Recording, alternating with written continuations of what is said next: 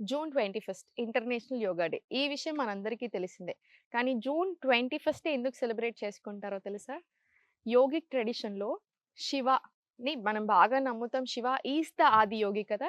కానీ Shiva first became Adi Yogi on this day. And second వచ్చేసి it is the longest day of the year అన్నమాట. Northern హెమిస్ఫియర్‌లో it is considered as the longest day of the year June 21.